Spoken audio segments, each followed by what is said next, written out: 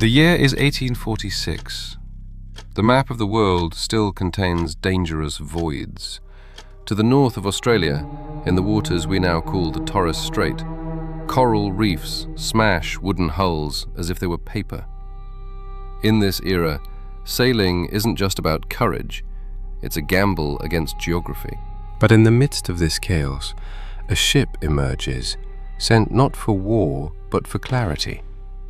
A vessel whose mission was not to sink enemy fleets, but to draw the invisible. Today we unravel the story of the HMS Rattlesnake. From the contradictions in history books to the young scientist on board who, years later, would help Charles Darwin change our entire understanding of life itself. Act 1. The ship. The story of the Rattlesnake is at times a story of mistaken identities. Some records place it in the United States in the late 18th century. But the true protagonist of our Odyssey was born in the Chatham Dockyards, England, in 1822. She was an Athol-class corvette, originally built as a sixth-rate frigate with 28 guns. She measured 36 meters in length, a solid wooden structure designed to patrol the Mediterranean. However, her destiny did not lie in the naval battles of old Europe. After 2 decades of conventional service, the Royal Navy decided to transform her. They stripped away most of her war teeth to turn her into something more important, a floating laboratory. The British Empire needed safe trade routes to Asia, and the Rattlesnake was the one tasked to find them. Act 2. The men behind the map. Every great expedition needs exceptional leaders, and this one was no exception. In command was Captain Owen Stanley, a man whose obsession with hydrographic precision bordered on the dangerous. But he wasn't alone.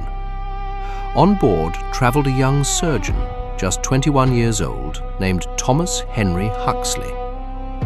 At the time, Huxley was merely a bored naval doctor who spent his hours dissecting jellyfish on the deck. No one imagined that this man would become Darwin's bulldog, the most fierce defender of the theory of evolution. Alongside them, the artist Oswald Brierly was responsible for something we would do today with cameras, capturing every coastline, every face, and every detail of a world that Europeans barely knew. Imagine 85 men confined to 36 meters of wood under the unforgiving tropical sun, navigating waters where a 10-centimeter calculation error meant death.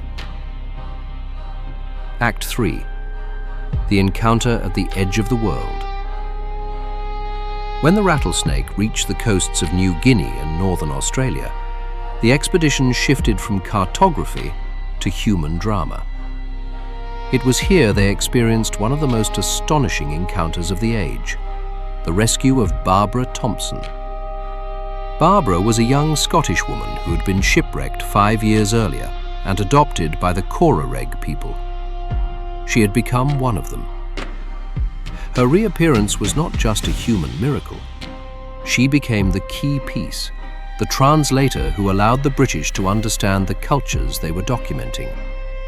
While Stanley drew reefs, Huxley collected biological specimens that challenged the religious beliefs of the time, and Brierly painted war canoes that are now considered anthropological treasures. It was a contact between two worlds, captured in the final breath before colonization changed everything forever. Act 4. The end of the Odyssey. But the sea always claims a price. The journey was devastating.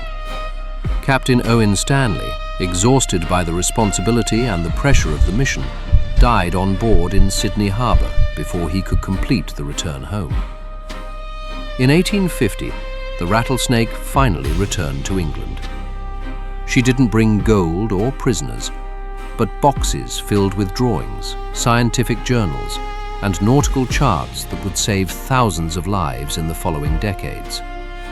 The ship was decommissioned and finally broken up in 1860, in the same place she was born, Chatham. Her timbers rotted or were repurposed, but her true legacy was printed on paper. The HMS Rattlesnake didn't win gold medals in epic battles, but she conquered something more lasting: ignorance. Every time we look at an accurate map of the South Pacific or study modern marine biology, a piece of this ship is present.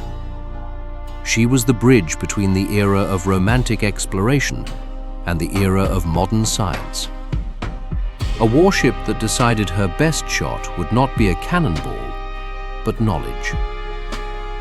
If you found this story as fascinating as I did, don't forget to subscribe. And tell me in the comments, do you think there are still blank spaces left on the map for us to discover? I'll see you on our next journey through history.